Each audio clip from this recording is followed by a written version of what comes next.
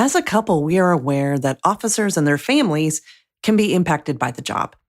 Sometimes the impact is trauma. That trauma can be direct or indirect.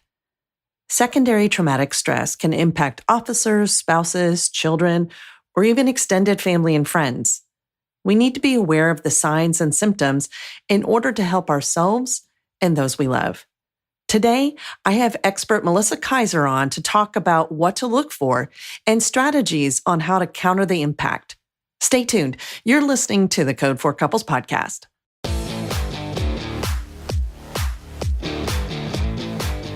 Welcome to the Code for Couples podcast, focusing on topics for law enforcement officers and couples to keep you and your relationship connected, resilient, and code for. Now, your host, law enforcement expert Cindy Doyle, author of Hold the Line and My Wife. Hey there, welcome back to Code for Couples. I am Cindy Doyle, and today we are talking about secondary traumatic stress and how to recognize it and how to move through it. I am super excited to have my guest on today, Melissa Kaiser, who is an expert in secondary traumatic stress. She is a licensed social worker, and she specializes in anti-human trafficking work. I know some of you out there maybe work with child crimes, and we are all more aware of trafficking and what's going on. I know the last probably 5 years that it's been more of a highlight as far as what goes on in trafficking. But so Melissa works with teams to identify, to help them understand how they're being impacted, and really is a keynote and an educator, a consultant on all things human trafficking, but also secondary traumatic stress. I was excited to meet her in person just a week ago at IACP, Officer Safety and Wellness. And she wrote me a message real quick. She's like, I'm here. I'm like, I'm here.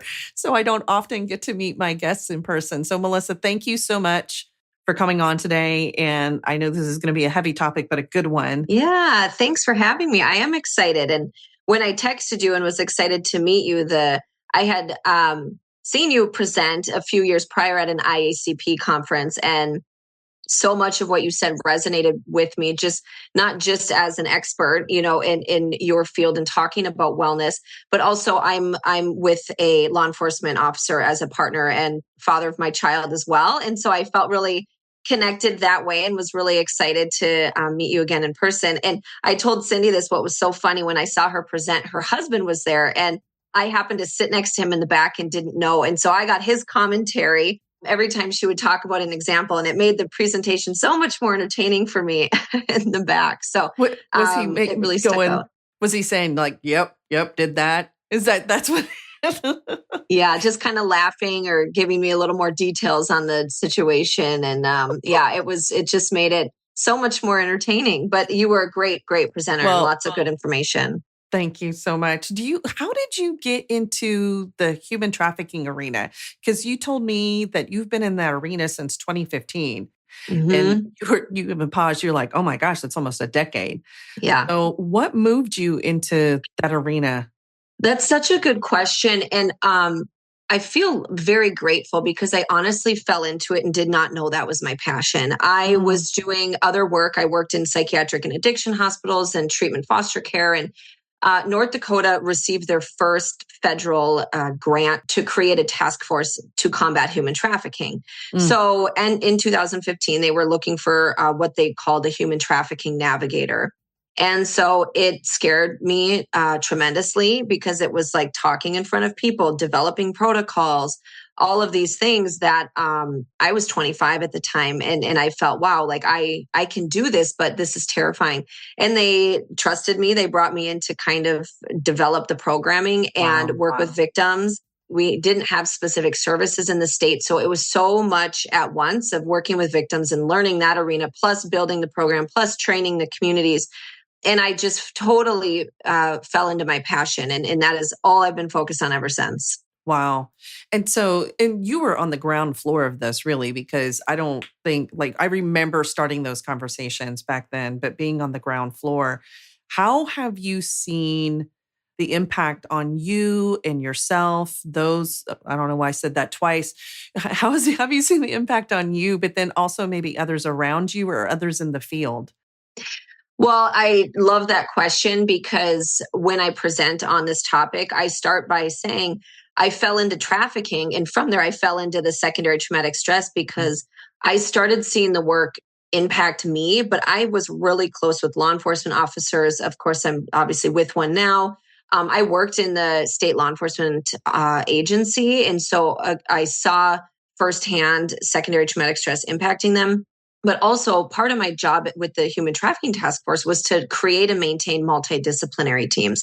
And I was just seeing over time this work getting really heavy on people where maybe they were treating victims differently, like were maybe impatient or like rude, when I knew them as an individual that isn't who they are. They care Hmm. about victims, but they just seem to stop caring, frankly. Maybe wouldn't attend meetings. They would tell me about their home life struggles. So then I went to this mode of like, we're actually harming the victims further because we're not taking care of ourselves. So there's a place within the human trafficking realm to also focus on our own wellness. And I fell into that in about 2019, where I made that part of my focus too. And to now answer your question, how it's really impacted me, I noticed I started seeing the world differently. And there's a Hmm. documentary I share that I was a part of when I was living in North Dakota, where one day it just hit me because I was playing in a softball tournament, and it's kind of like this softball but like party scene. Everyone cracks a beer after their games and hangs Right. out. Right. Yeah. Yeah, and I cracked my first beer, was just hanging out with my team, and I looked around, and my first thought was, I wonder how many girls are going to get raped here tonight. And Wow. who else is sitting in a circle drinking beer at a softball tournament having those thoughts? And it just dawned on me like, Yeah. that's not normal. I mean, it's normal for us in this career, right? Hmm. But just having to give ourselves some space to realize like our thought process has been greatly shifted based on what we see every day over and over again. And so that was one of the first moments I went, whoa. I also went through a divorce through the human trafficking work, and I started seeing that bleed into my personal life, where if I was even trying to go on a date, I would be like, what's his criminal background?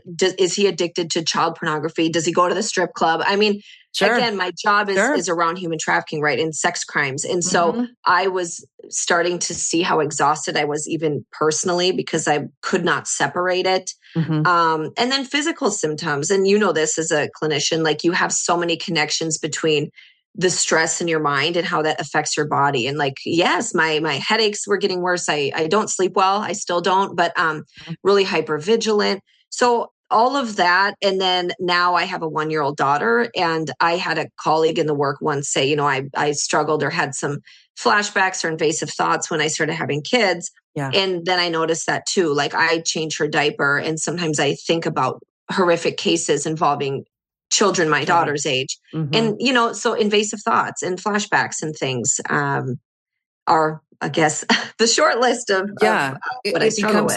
It becomes a part of things, right? So it changes the way you see the world. It changes your view of so much.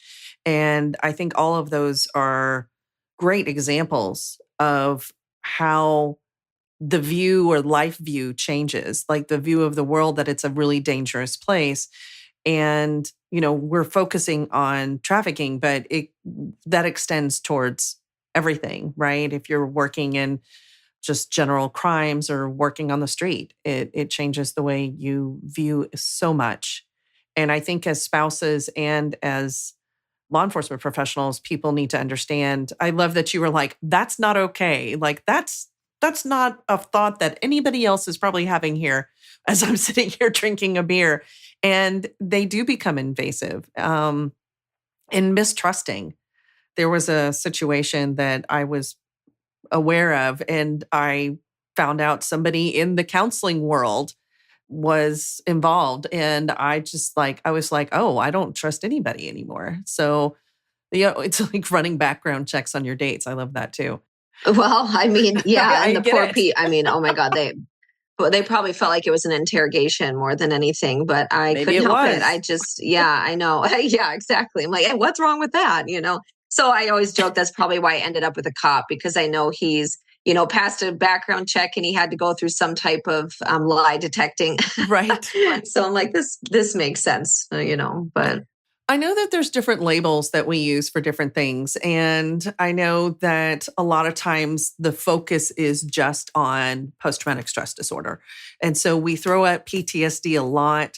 I know some people may be more familiar with secondary traumatic stress, but I think there's other aspects that come into play. I know, at least in our world, I'm seeing more and more requests about compassion fatigue and what that means. Can you talk a little bit about some of the terms that we might use or you might use when you're talking to people about trauma and what's the difference between all of these?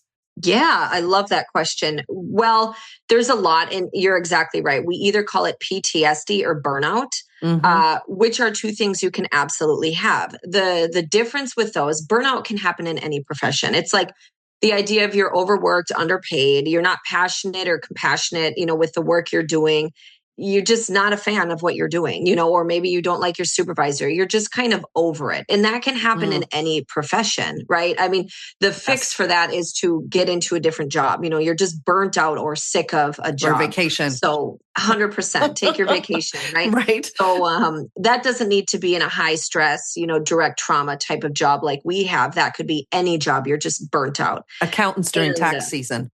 100%. Oh my God, I Right? can't Yeah. imagine. Yeah. I always joke that social workers don't do math. So that would probably be the last job I ever pick in my life. So with PTSD, it's symptoms being so badly that now it's a mental health diagnosis, right? Where it's literally impacting your ability to function on a daily basis. So therefore it's like, this is an actual diagnosis, a clinical diagnosis, which you could speak to better than myself. The kind of in between that we don't always give attention to is compassion fatigue. Compassion fatigue is literally what it sounds like, right? It's being fatigued of giving compassion all the time. It's for me, like what I call it is like the eye roll effect. Like someone calls, That's call for spot on. That's service. why I Or laughed. total. I mean, it is right. Like you get a phone Yes. call from that one client or from that one case you're working, and you just roll your eyes and you're like, I just want to put this person on mute. Like you just are so fatigued of giving and being compassionate and empathetic all day, every day that you lose that. It's so much extreme self-sacrifice that now you kind of predetermine every case, every client. It's like this idea of like, no one's redeemable, right? Like they're all going to fail. No one can come back. Like we've seen so many people relapse or go back to what they were doing. Like we can't, you get Yeah, it. I think It's of just domestic violence correct. situations, right? You just Yes. keep going Here back. they Why do go you keep again. calling me? Here we go again. Right. Yes. 100%. And so we forget or run out of the space for each person and empathize with that. And we kind of forget why we signed up for the work, right? Because we're just eroded of our compassion. Secondary traumatic stress and vicarious trauma, I use interchangeably, but some people view them differently. Like secondary traumatic stress is that initial, I've been traumatized by someone else's trauma. So we literally start to see the same effects of trauma as like the victims that we work with, right? They go through trauma and we see all the side effects of that. And then we're traumatized by continuously seeing people at their worst and seeing the worst in the world, that we start to have the same type of trauma effects as the people we help. Because that's its own space of trauma, like of constantly hearing these horrific things. And it's where you start to have a worldview shift. Like you're saying, the lack of trust for people in general, even helping professions, because like you said, a counselor was caught in something illegal. So it's and again, for me, I kind of use them interchangeably, but people say secondary trauma is where like you initially get traumatized by other people's stuff over and over and over again. And vicarious trauma is where your worldview shift starts to happen, where you think about situations differently, you don't trust anyone. You think the worst, it's like the cynical, where you start to get really cynical.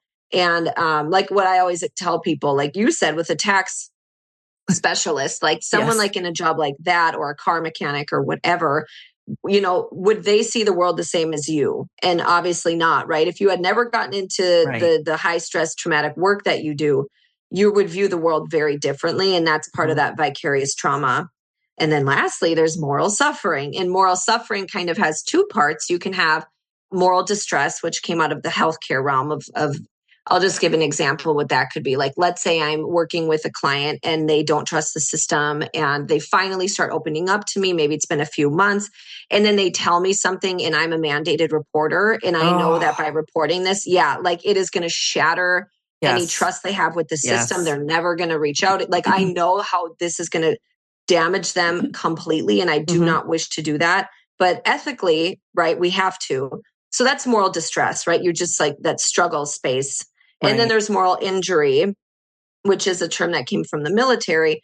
That might be, let's say you're in law enforcement and you and your partner respond to a call and maybe they respond with a lot of like physical force and violence and you think it's like completely out of line, to the point of you maybe not even knowing how to react or what to do because morally you're like, that was wrong. That was not, supposed to happen. So that's kind of all the terms in a really crash course space of they're all different. You can have all of them at the same time. You can have one at a time. They can come and go, but they're all different, and they all have different side effects. And if we had 4 hours, we could dig into that. But there's just a lot to it. But what would you add? I mean, this is your space too for your job every day. No, I think covering them is really good. I've been trying to let all of y'all understand, or as you're listening, that idea of moral injury too, because I think you could be doing the right thing or think you're doing the right thing, but then there's an IA investigation because of it. I think of the vicarious and secondary trauma that it's not just that comes from like reviewing cases, right? I think of like DAs. Also, district attorneys that have to do this and the vicarious nature of it.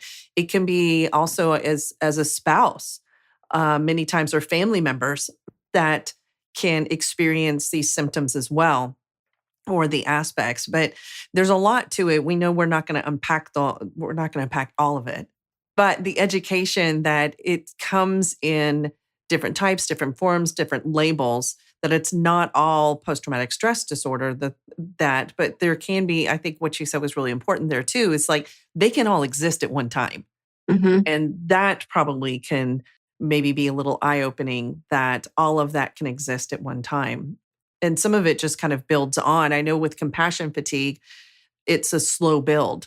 And many times we don't recognize it until we are not ourselves. We're crying, like all of a sudden, for me, what happened was that all of a sudden I just started crying all the time. And I was like, I don't understand why I'm crying all the time. I was having nightmares and I was like, I don't understand. I haven't been through anything. And it was really moving groups of people through trauma that like I didn't recognize that this is what was happening to me, that I was being impacted. It wasn't, I was sitting there and I was like, oh, that's so impactful.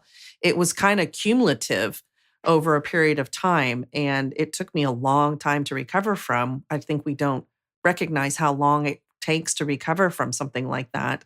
And I think as first responders, having the expectation that we should just get over it, right? And not understanding that it takes our brain time to heal. So is a big part of it. You're absolutely right. And I think you're right. With the compassion fatigue, it does happen over time. And I like to remind people, I say, anyone who's heard me present has heard me say this, but like therapists have therapists, right? And it's okay. Oh, yes, I do. Yes, exactly. I mean, and I think normalizing, because what you said is so important, that even people who read reports, they absolutely get traumatized from reading horrific things every day. And oftentimes we feel like, well, this never happened to me, or I never even saw this. Like, what's wrong with me? Or maybe I'm in the wrong profession. I can't handle it. And I just like normalizing it. Like, that's not true. Like, you're human at the end of the day and you care about your community and people. And if you see something bad, happening to humans, you are going to be impacted by that. And so that's why I always say therapists have therapists. I say too, Tiger Woods has a golf coach. Even people who are the best Perfect. at what they do, right? They Yes. still need support and training and help. And that doesn't mean you can't handle your job. It means you need somewhere to let it out and process through it. I think an aspect of that too, since we're down that bunny trail, is that we don't necessarily see the reflection that everybody else does, right? So we can look and see something and think one thing, but then somebody else can reflect and see something else. And so, I'm thinking of like a mirror, and maybe I think I don't look good in an outfit, but maybe my husband's like, you look great, but it's kind of goes the other way. Like, I think I'm fine. And people around you are like, you're not okay. So, having somebody else to reflect that is really helpful. And that's why clinicians have clinicians, right? That's why therapists have therapists. So what are some of the warning signs we need to watch out for, specifically with secondary traumatic stress? Yeah, I think well, and you might have some really good insight on this too with the counseling you provide. And what I notice a lot with people is, again, some just changes over time. Maybe they start seeing it within themselves, they get more irritable or impatient, or they start dropping their hobbies, things they used to want to spend time doing after work that now they're like too tired or stressed or just don't want to do. So it Yeah. can be things that feel little like that. I think it can be bigger, again, the connections to your body. Like, is your health deteriorating? Are you not sleeping? Like we've talked about, are you getting nightmares that you used to not have? Do you have a hard time enjoying yourself out in the community because you're always, thinking about, safety or what's going on or that situation? So a lot of it is personal, right? In terms of just, are you noticing little changes within yourself since getting in the work, and maybe not caring about it anymore, or having just a toxic mindset? So I think it can look a variety of different ways. But again, I feel this is such a good space to, like you're saying, to ask the people around you, how have you seen things change in me? Or what have you noticed about hard things at work when I come home? And having those conversations, because we might see things very differently than those around us. And that can be helpful to kind of identify those signs. But is there things that you've seen that are pretty consistent with people who start to develop it? I think what I see many times is mindset shift, big mindset shift, like the cynical aspect, but then also disconnecting. So whether that's disconnecting, withdrawing, staying at home more, or whether it's withdrawing into something, whether that's substances or gaming or food or whatever that is, there's a numbing aspect to it, I think, many times with secondary traumatic stress. And I think an overall aspect or overall like confusion as to like, I don't understand. Like, it's that thing we were just talking about of like, I haven't been doing something. So why is this maybe impacting me in this way? Like, I should be able to handle it. And I think having people reflect it is really important, because many times with that secondary traumatic stress, I don't think people recognize that it's like we were saying, like it's human to be impacted. And yeah, nightmares out of nowhere. I'm just thinking about some of my own experiences of like, I would wake up sometimes and I would learn to tell myself, that's not yours. It's not yours. Like it was always 3:00 in the morning too. Why is that? Yeah. but I would literally have to, like, I had a whole process that I went through to kind of in my mind, kind of cleanse myself of like, hey, this isn't mine to hold on to. I don't need to be afraid. But the fear, I think, was a big one that came up for me when I was experiencing it. I don't know what you experienced or what you've seen others struggle with. Negative coping mechanisms is probably the biggest. Yeah. And I know you talk about like the shiny objects, like there's something Mm. distracting them from having to process it or go home to spend, it's Yeah. drinking with your friends after work, which are probably your colleagues, and then you Right. sit in that work brain, or you keep, I think too, some of the negative coping is for me, I should say, but I see this in others, constantly working. And I was always Oh, so proud of that's a that. good But one. yeah, I mean, it's Yes. a distraction, right? Because the busier I Yes. am with work, the less I have to like sit and actually process and think about Guilty. what I'm seeing. Mhm. Yes. And I just wore that as a badge of honor. Like, Yeah. everyone knows they can get a hold of me at any time, all the time. I'm always working. But then I'm like, well, what am I distracting myself from? So it's a negative addiction, really, to just work. But Absolutely. as you said, there's drugs and alcohol, and whether sex and cheating or gambling, or there's things Hmm. that feel good to us as a distraction that are really going to negatively affect our lives if they haven't already. So that I saw quite a bit in. Well, do see in colleagues and friends. One of my friends, he's in law enforcement, and one thing he said, and I asked him, and I used his quote in my presentation, is heavy drinkers sit in the front, alcoholics sit in the back, referring to a cop car. And Hmm. I just had to sit on that, for a minute, like, wow, that's a really interesting perspective, and it makes Yeah. complete sense, just that we don't see ourselves as the alcoholics. We're a heavy drinker, but the people locked in the back of our car, they're the alcoholics, right? And Yes. yeah, kind of dissociating from Yeah, that. because you're not one of them, right? Because it's us versus them. But in actuality, that's so good. So, I know you focus on how do we move through this? How do we do this differently? And how do we recover from this? So, what are some of the things that you teach? What are some of the strategies that are helpful for, I would say, not just reactionary of like if you realize that you're there, but prevention strategies as well, because because everybody needs to be aware of this, of like, how do we prevent this from happening? And then when it does happen, what do you need to recognize and what do you need to do? I know that's a large question. No, but We can it's unpack it's it, but great. We can unpack it.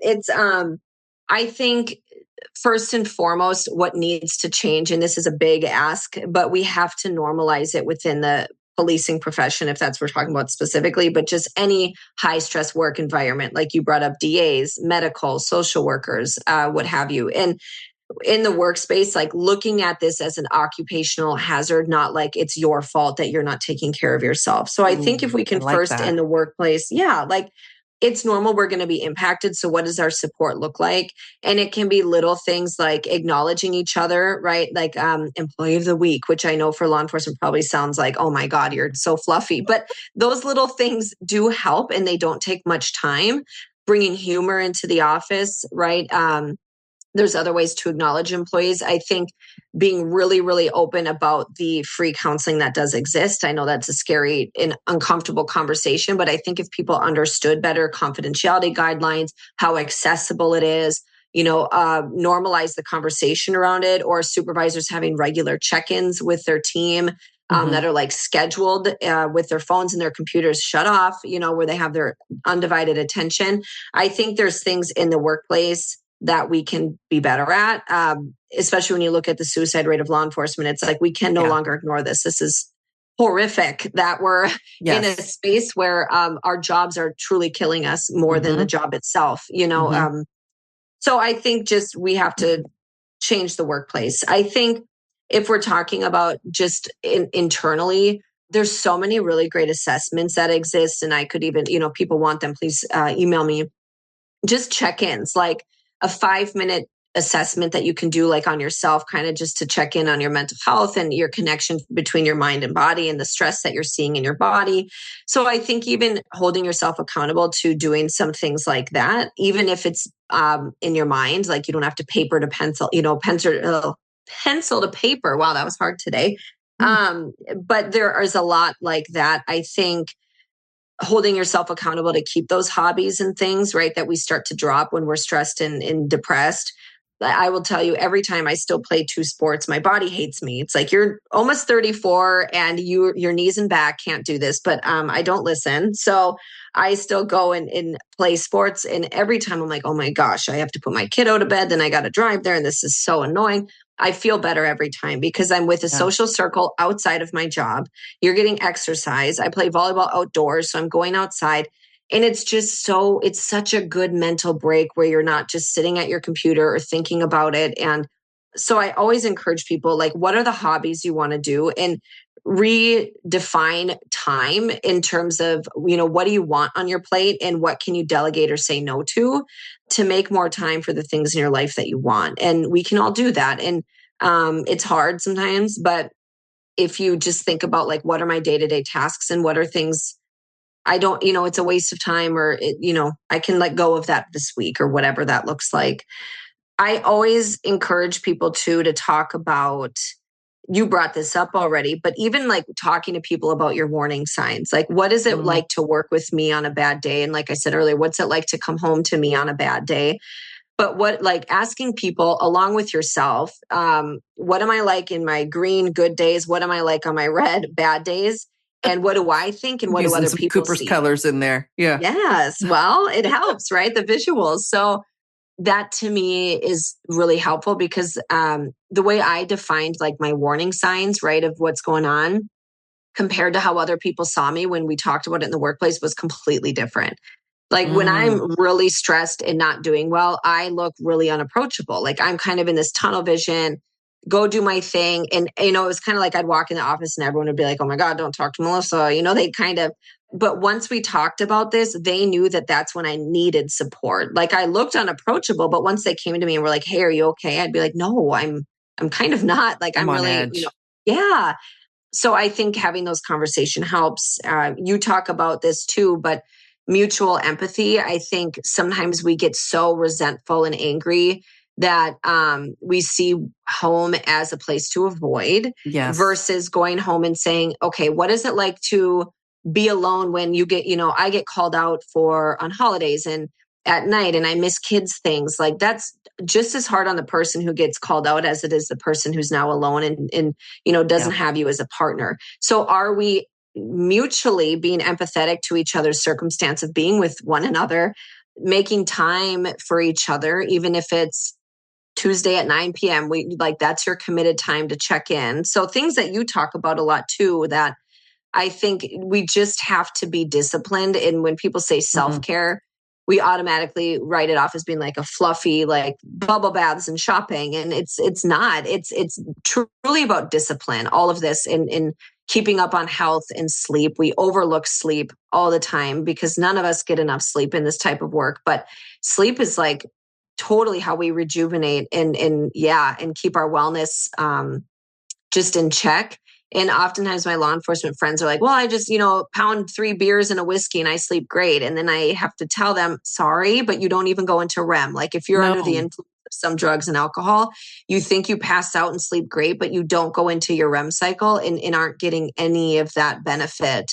So I'm kind of rambling now, but there's just so many things that we have to focus on and hold ourselves accountable to be ahead of it, to stay ahead of it.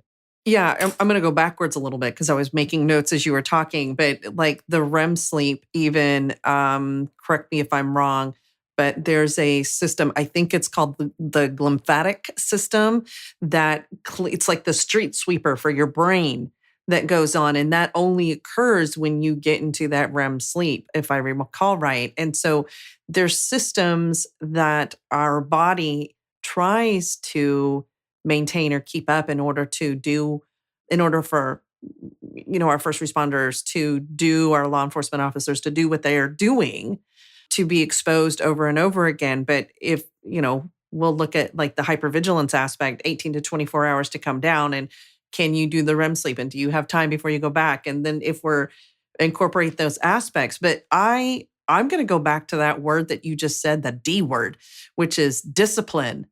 That is a different way of looking at it, I think. When we talk, I heard somebody recently say life work harmony. And I'm like, oh, that's a nice way of looking about things. But when we're thinking about how do we keep our mind and body safe, when you're talking about the secondary stress or any kind of trauma, the discipline is so important. And so that discipline in regard to your cortisol and like taking care of that in food and sleep. And I know it was like exercise, drink water, right? Those things that we know we need to do but they actually help in being disciplined about it. I was going back to being disciplined around time. You said redefining time. And I think about that when I'll say when I think probably if you're listening, you probably can connect to this in the sense of like, well, if I just keep going, right? And in an essence, that's like undisciplined time and you're not redefining your time. You just kind of keep powering through and keep going. And you're not putting what needs to be a priority in front. It's kind of, and thanks for calling me out on the overworking aspect. But that idea of those things that are good, quote unquote, good for us, right? Socializing, taking care of ourselves in some way, just connecting. You had even said like just connecting, like relationship building is one of the things that I heard, that mutual empathy. All those things of being disciplined about these areas of our life as opposed to focusing on um, just the job, right? So if I'm only eating candy, I can't I can't say like I don't understand why I'm gaining weight. I'm unhealthy. I mean, it's really that, right? So you've got to make that plate very diverse. The other thing that I love that you said was about assessment and the checking it, like you said, just checking it out. And what I wrote down, I joked, but I was serious about the OODA loop. Like, how am I, or not the OODA loop, I said the Cooper's colors, right? Is I was like, how am I in the green, the yellow, the orange, the red, the black, right? What am I like? But then I oftentimes talk about like, use an OODA loop for yourself. Like, what do you need to orient to? How are you being with people? And really kind of using those skills that we have on a regular basis to, or that law enforcement has on a regular basis to apply to ourselves and talking to people that care about us, whether that's, spouses or kids or family members of some kind to kind of get that feedback and an accurate assessment on what's going on. But I love that idea of discipline. I'm totally going to use that word. That's not Do something it. I use on a regular basis. So, Well, it's just the honest truth. Like it's stuff we don't want to do all the time. Like my red, when I'm like my warning signs, I always joke about it when I present, but like I am an emotional eater. I one time, like people who've heard me present, I've heard this story of like, if I'm in a red, this one time I should say, I was very overwhelmed. I had a lot going on with cases. I was just really, even like if a client would call me, which that's why I signed up for the work, was to work with victims. And they would call and need something and I would hang up and be like, oh my God, like everyone needs, and was just crabby about it versus being like, this is why I'm here. I'm here to Right. help. And I was in the break room and long story short, I had eaten 6 donuts without realizing it. My supervisor like slid the box away from me and was like, you've had 6 donuts in like a minute. And that for me is like, it's a busy thing. It's like when I'm overwhelmed and I don't know what to do with myself, I just want to eat unhealthy, crappy things. So I have to be really mindful of that. And because it just feels good to me, for whatever reason when I'm overworked. And I say to people all the time, and you brought this up, and what does it feel like to work with me? Like if I came to me for help, right? If you're working a case and the victim or the client comes to you for help and it's yourself, would you want to work with yourself, right? Would you want to get help from you? Would you want to be sitting across the table from yourself? That's part of that assessment too. And we can ask ourselves that every day when we wake up. And it can even bleed into, would I want to be my own parent? Would I want to be my spouse? What my own friend? Absolutely. And really internally think about what is it like to be around me in these types of relationships and what do I need to change to be more what I want to be, right? And that can be hard. I think we, on average, I read a study that we have 55,000 thoughts a day and like 80% are negative. And I feel like in our types of professions, it's probably even higher than that. Right. Yeah. And that's part of the reason I started using the word discipline, because it's really hard to change our thought process, whether it's about ourselves, our work, the clients we work with, our cases. And so having to really, really think about what am I going to change about my beliefs that start to impact, the rest of my thoughts, my behaviors, to not feel this way all the time. And so that's part of it.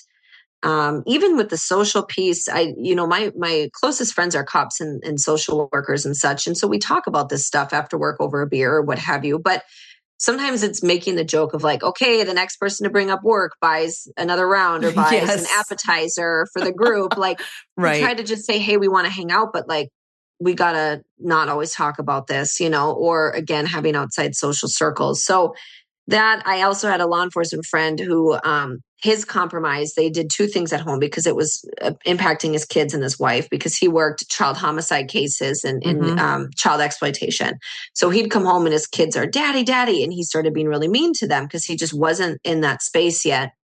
And then his wife was like, what the heck? You're mean to our kids. Like, what are you doing? So their compromise would, he would come home and get 20 minutes to himself. No one would even greet him. Like whether he Oh, hid in the okay. Yeah. dungeon of the basement and play a video game or sit on his phone or just whatever he wanted to do at that time was his time. And then he could transition into like family man.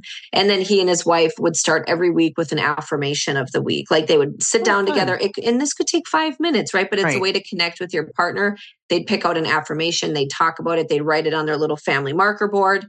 And it just helped, and how easy are those things that don't take time to do, And so I'm picking up on some key points, and I hope everybody else is. I hope as you're listening, you are too, that first of all, there's not a right way to do this, that there are many ways to do this. But part of it is continually being aware of yourself, having some reflection of yourself, maybe getting some input from somebody else, discipline, and it's just doing small things on a regular basis to make sure that you don't fall into these traps, or when you do, that you have the ability to climb out of it because you've established some of these practices and these rituals on a regular basis. Because it's really hard to be in that spot. And if you have not been doing something, to then start implementing new routines and rituals.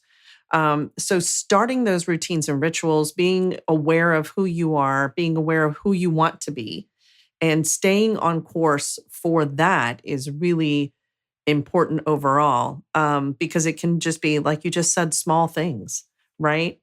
I think I also need to mention that you said mutual empathy. And I thought that was a really key point, because when we have that, this is how I'm thinking of it. If I have to find empathy for somebody I care about, right? Empathy is a choice. I'm going to connect to something that you're sharing with me and provide that empathy, find that feeling within us. Then I have to turn on that feeling. And I think many times when we're going through this, we numb out, we disconnect, we check out from the neck down, and we turn off all of that. And so if it's a practice of mutual empathy, then now those feelings still keep, those emotions, I try to say emotions instead of feelings now, those emotions keep flowing, right? Because, well, I also think of like feelings as feeling in our body. And I want people to understand, like, you have to understand how you're feeling in your body, but then also connect to what's emotion that's going on.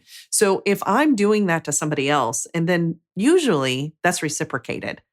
And so what a great practice to just share find time to have some mutual empathy with someone. And whether that's your spouse or a bestie, that Exactly. works. Yeah. We had my significant other and I recently had a situation or a tiff, if you will, over something like this, because there was a unit within his department that had a position opening that he was really excited about, which good for him, right? It's a different change of pace. Everyone likes something new. And of course, if you're in law enforcement, you like big, fast, dangerous guns. Like I get it. But we have a 1-year-old Adrenaline. now too. And he called me all excited about applying for this. And it was a unit that for me feels really dangerous. And he could just tell I wanted to be supportive of him, but he said, what? And I said, well, that's like scares me, Yeah. And he said, well, I thought you'd be excited for me. Like, really, like I was all excited. Like, you're the first person I told. I'm so excited. I talked to the, leader of that unit. And so we had to break this down a little bit. And that's what I said was just, I am excited for you. And I apologize. I should have started with that. Like, please know I am excited for you. And I need to understand his excitement. And also he needs to understand for someone outside of it with a 1-year-old with him, hoping, every day I hope he comes home. And Absolutely. for people who are married to law enforcement, they empathize with that of like, if you have a fight and they go to work, like, you don't Right. know that you're ever going to see him again. And I guess for me, it stresses me out, because I'm also really Absolutely. stubborn. So I'm like, if I'm mad, I want to stay mad until it's resolved. So it's just then having to tell him, like, just try to please understand what it's like to be a partner of someone going into this unit and having your kiddo. And we want you to be in our lives forever. So I'm trying to balance being super supportive and excited, which I was, with my immediate reaction of fear and sadness, And so I think he and I over time have gotten much better about communicating through those things versus just being mad and shutting down. And that helps immensely to say, okay, I'm feeling this way, or these are the emotions I'm having to that. And again, that takes discipline. Like, do we want to sit down and have to Absolutely. hash everything out and communicate through every thought and feeling? Of course not. But there's a time and place where you just have to do that. And that was one of those moments where it's like, okay, that mutual empathy, we have to see this from both sides. Both sides suck and both sides, So Yeah. you get it was just a really eye-opening conversation, I think, for us. Yeah. And to be able to understand both views, right? And I'm thinking about as we move along with the secondary traumatic stress, if you have that type of relationship, then you're going to be able to have those difficult conversations too, because you've practiced that mutual empathy and, you can go from there. My goodness. This has been an amazing conversation. I have enjoyed it. I hope you have enjoyed it if you're listening or because you are listening. Um, You've stuck with us the whole time. Are there any like final words of wisdom or anything that you would like to impart? I think the last thing worth mentioning again is, how can you bring this back to the workplace too? Because we've talked a Yeah. lot about ourselves and our relationships, and those things are crucial. But if we feel like we're in a space, in where we work, that we can make some changes, whether you're in a leadership role or Mm, you aren't, but you kind of know the person to go to advocate for something, or you can just do little things to make a difference at work. It's really going to start there, I think, in the law enforcement profession. Of, again, the more we can normalize this, the easier these conversations and these things will just become. So yeah. just worth reiterating that, I think. Otherwise, it always feels good to talk about these things. And I hope everyone's found it helpful and can reach out if they need some resources, of course. And I always put a plug for Cindy's workbook. Your relationship workbook is great. That's a tool Thank I would you. also recommend and highlight. Yeah, I know that I think you're right that it has to start from the top down. So, as you are in administration or serve in a leadership capacity, that modeling these behaviors are really hard. And if our go-to is to be on call 24/7, that's where that time discipline, right, I think comes into play, and modeling some of that it is okay to shut it down. You have to shut it down at some point, and modeling that and encouraging others to also have that some diversity of activities in their life and ground in those as well. If people want to get a hold of you, how do they get a hold of you? What's the best place? I love email. So I would say email or LinkedIn, which is just Melissa Kaiser, Melissa Kaiser. Otherwise, my email is half my first name, half my last. It's melkaiconsulting@gmail.com, and would be happy to. That's okay. I knew that was your practice name or your company name. And I was like, I don't understand that at all. Maybe that's like some Hawaiian word or something. That's what People I always, I was don't know, like. it must sound Hawaiian because people ask me that all the time if I'm Hawaiian, which I look as German and North Dakotan as you can possibly look, but it always makes me giggle. So Yeah. it must sound Hawaiian, but yeah, it's just first and last name, melkaiconsulting@gmail.com. And I know you do a lot of speaking about anti-human trafficking and a lot of speaking about trauma too. So do you have anything coming up? Ooh, I do. For law enforcement, if you are looking for certain things, NW3C is an organization I have some on-demand presentations with. And then, next week I'll be at the National Child Protection Task Force conference. So maybe some people will see me there and then hear this after. I'm assuming it'll be posted after. And then from there is an April session for New York City child and families that they haven't sent the link out. But if people want that, I'm presenting with a prosecutor on some human trafficking things. So that is coming up as well. I think those are the most recent, or most, I should say, upcoming.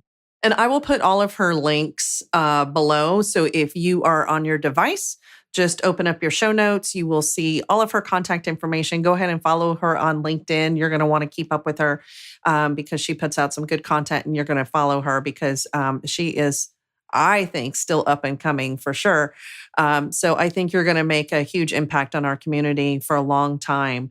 And so you want to follow that. And I will also link in her on-demand course that she has. I look forward to seeing all the other aspects and how you impact our community in that way. And while you have that open, go ahead and like and follow the podcast, and make sure that if there's somebody else that you think would benefit from this information, share it. Just share the podcast, and I think you can just do that little arrow and put it in a text message to somebody and say, hey, listen to this one. This was a good one. So, Melissa, thank you so much for your time and all of your knowledge today. I really appreciate it. Y'all, keep it steady and Code 4. Stay well, and we'll talk to you next time. Thanks a lot. Bye-bye. Don't forget to click that subscribe button on your device or get email updates by going to code4couples.com. While you're on the website, make sure you pick up my 71-page workbook and guide that goes with my book, The Essential Guide to Protecting Your Law Enforcement Relationship. Drop in the code podcast and download the workbook for free. Until next time, y'all, keep it Code 4. Thanks for joining us. For more information about the podcast or Cindy, check out code4couples.com. All intellectual property rights owned by CRLD2 Ventures, LLC, are protected by the firm of 9mm, 45 ACP, 5.56mm, and 12 gauge.